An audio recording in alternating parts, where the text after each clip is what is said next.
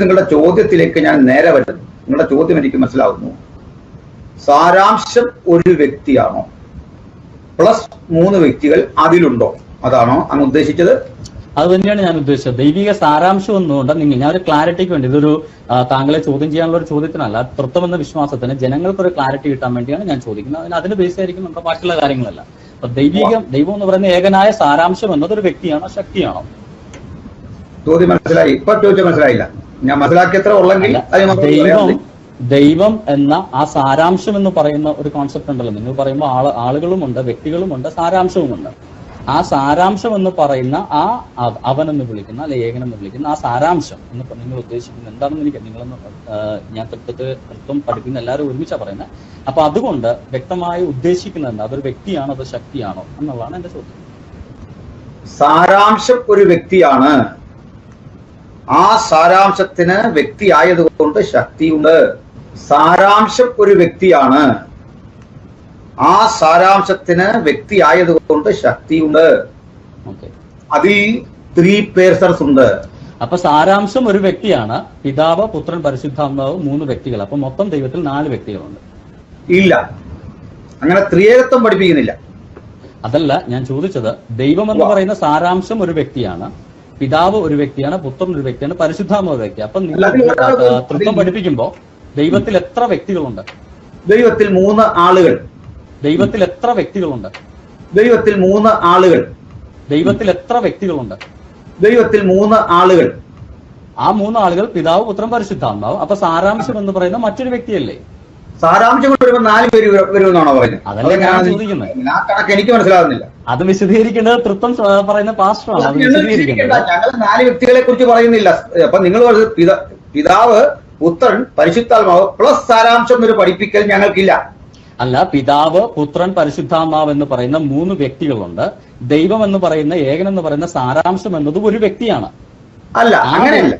Plus ഒന്നും ചിന്ത വരുന്നില്ല. 4 കണക്ക് നിങ്ങൾ പ്ലസോ മൈനസോ അല്ല ഞാൻ ചോദിക്കുന്നത്. ദൈവം എന്ന് പറയുന്ന ഏകനായ സാരാംശം ഒരു വ്യക്തിയാണോ എന്നാണ് എന്റെ ചോദ്യം. പാസ്റ്റർ പറഞ്ഞ അതൊരു വ്യക്തിയാണ്. അങ്ങനെയാണെങ്കിൽ അതൊരു വ്യക്തിയാണ്. ദൈവം ഒരുവനാണ്. ആ ഒരു വ്യക്തി അങ്ങനെയാണെങ്കിൽ ആ ഒരു വ്യക്തി പിതാവ്, പുത്രൻ, പരിശുദ്ധ, ഇതിൽ ആരാണ് ആ ഒരു വ്യക്തി? പിതാവും പുത്രനും പരിശുദ്ധാത്മാവും ചേരുന്ന ഒരാൾ. അതാ. അപ്പൊ അങ്ങനെയാണെങ്കിൽ ദൈവം എന്ന് പറയുന്ന ഒരു വ്യക്തിയിൽ മറ്റു 3 വ്യക്തികളുണ്ടെങ്കിൽ താങ്കൾ വിളിക്കുന്ന ദൈവത്തിൽ 4 വ്യക്തികളില്ലേ? പിതാവ് ഒരു വ്യക്തി, പുത്രൻ ഒരു വ്യക്തി, പരിശുദ്ധാത്മാവ് ഒരു വ്യക്തി, ദൈവം എന്ന് പറയുന്ന ഏകൻ ഒരു വ്യക്തി. അതാണ് കോമ്പൗണ്ട് പ്ലൂറാലിറ്റി മനസ്സിലാകാത്തതുകൊണ്ടാണ്.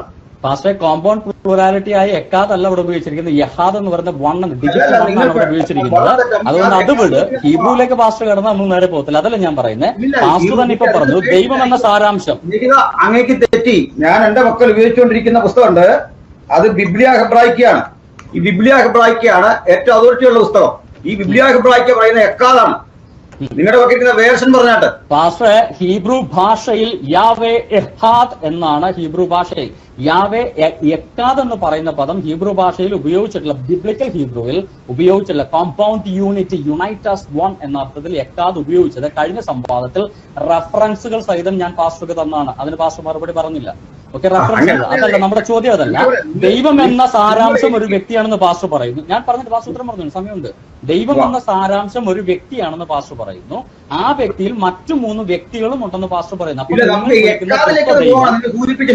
നിങ്ങൾ സൂചിപ്പിച്ച സ്ഥിതിക്ക് നിങ്ങളെ ഇപ്പൊ പദം തുടങ്ങി വെച്ചത് അതിലേക്ക് പോകണം. സമയം ഇതുകൊണ്ട് ചോദ്യത്തിൽ ഫോക്കസ് ചെയ്ത് ചോദ്യത്തിലേക്ക് ഞാൻ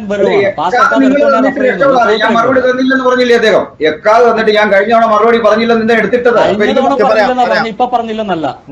കഴിഞ്ഞ തവണ പറഞ്ഞില്ലെന്ന് പറഞ്ഞു. ഇപ്പൊ പറഞ്ഞില്ലെന്നല്ല. ഇപ്പൊ പാസ്റ്റർ ഇതിനുള്ള സമയമല്ല. ദൈവം എന്നത് ദൈവത്തിന്റെ സാരാംശം. പാസ്റ്റർ മറുപടി പറയാം. സാർ അങ്ങനെയെങ്കിൽ ഉപചോദ്യം ചോദിക്കാതിരിക്കണം. ഉപചോദ്യം ചോദിച്ചിട്ട് മറുപടി ഇല്ലെന്ന് പറയാതിരിക്കരുത്. എക്കാദ് എന്നുള്ള പദം വീണ്ടും എടുത്ത പാസ്റ്ററാണ് ഞാനല്ല. എക്കാദ് എന്നുള്ള പദം എടുത്ത പാസ്റ്ററാണ് ഞാനല്ല. എന്റെ ചോദ്യം വളരെ വ്യക്തമാണ്. എക്കാദാണോ സാരാംശത്തെ കുറിച്ചാണ് അതിൽ ഉറപ്പാണ്. എന്നിട്ട് നമുക്ക് അങ്ങോട്ട് പോവാം. ഞാൻ ചോദിക്കുന്നത് ദൈവം എന്ന സാരാംശം എന്ന് പറയുന്നത് ഒരു ചോദ്യത്തിന് ക്ലാരിറ്റി ആയില്ല. എന്റെ ചോദ്യം, നിങ്ങൾ സ്പീക്ക് ചെയ്യുന്നത് ഇപ്പോൾ എക്കാദിനെ കുറിച്ചാണോ സാരാംശത്തെ കുറിച്ചാണ്. എന്റെ ചോദ്യം വളരെ വ്യക്തമാണ്. ദൈവം എന്ന് പറയുന്ന സാരാംശം തന്നെ ഒരു വ്യക്തിയാണെങ്കിൽ മറ്റു 3 വ്യക്തികളും ഉണ്ടെങ്കിൽ ദൈവത്തിൽ, നിങ്ങൾ വിളിക്കുന്ന ദൈവത്തിൽ 4 വ്യക്തികളായില്ലേ? ദൈവം എന്ന സാരാംശം എന്ന് പറയുന്ന ഒരു വ്യക്തി, പിതാവ് എന്ന് പറയുന്ന വ്യക്തി, പുത്രൻ എന്ന് പറയുന്ന വ്യക്തി, പരിശുദ്ധാത്മ എന്ന് പറയുന്ന വ്യക്തി, പിന്നെ തൃത്വം എങ്ങനെ തൃത്വമാവും? ഫോർത്തമല്ലേ ഇത്? 4 വ്യക്തി ഇല്ല. 4 വ്യക്തി ഉള്ളത് നിങ്ങൾ മനസ്സിലാക്കിയിരിക്കുന്നില്ല, ഹോസ്റ്റാണ്. കാരണം വീണ്ടും എന്ന് പറഞ്ഞിട്ട് 4 ഉണ്ട് എന്ന് പറഞ്ഞിട്ട് ഞങ്ങളെ പോളിത്തൈസ്റ്റുകളാക്കാനുള്ള ആസൂത്രിതമായ ഒരു ശ്രമം ഉണ്ട്. എങ്കിലേ നിങ്ങൾക്ക് ജയിക്കാൻ സാധിക്കും. ഞാനല്ല, ദൈവം മറ്റൊരു വ്യക്തിയെന്ന് പറഞ്ഞ പാസ്റ്ററാ. ഞാൻ 4 കണക്ക് പറഞ്ഞില്ല, നിങ്ങൾ പറഞ്ഞ മറുപടി പറഞ്ഞു. 4 പറഞ്ഞില്ല. പിതാവ് ഒരു വ്യക്തി, പുത്രൻ ഒരു വ്യക്തി, പരിശുദ്ധാത്മ ഒരു വ്യക്തി, ദൈവം എന്ന് പറയുന്ന സാരാംശം ഒരു വ്യക്തി എന്ന് പാസ്റ്റർ പറഞ്ഞു. ഞാനല്ല, അങ്ങനെ ഞാൻ പറഞ്ഞിട്ടില്ല. ഞാൻ പറഞ്ഞത് 4 കണക്ക് എന്റെ ഭാഗത്ത് വന്നിട്ടില്ല. അങ്ങനെ പറഞ്ഞില്ല. 3ഉം 1ഉം പാസ്റ്റർ പറഞ്ഞു. അത് 4 പറഞ്ഞ ആളാരാ? ചിന്തിച്ചു നോക്കാം. 4 ആരംഭം കുടിച്ച ആളാരാണ്? അങ്ങ് പറയൂ. 4 പറയേണ്ട കാര്യമില്ല. ദൈവം എന്ന് പറയുന്ന ഒരു ശബ്ദം ഏത് 4 നിന്ന് വന്നു? പിതാവ്, പുത്രൻ, പരിശുദ്ധാത്മ, മറ്റു 3 വ്യക്തികളും ഉണ്ടെന്ന് പാസ്റ്റർ പറഞ്ഞപ്പോ ഞാൻ ചോദിക്കണം, 4 വ്യക്തികളെ കണക്ക് കൂട്ടിത്തരാൻ ഞാൻ ആവശ്യപ്പെട്ടോ? എനിക്ക് കണക്ക് നമ്മള് മാസ് പഠിക്കാതിരിക്കല്ല. കണക്ക് അറിയാവുന്നതുകൊണ്ട് കൂട്ടിപ്പോകുന്ന പാസ്റ്റർ.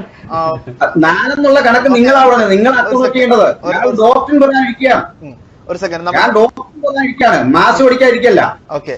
അപ്പൊ ആ ഭാഗത്തുള്ള ചോദ്യം ചോദിച്ചു, അതിനുള്ള മറുപടി അനിൽ പാസ്റ്റർ മറുപടി പറഞ്ഞു.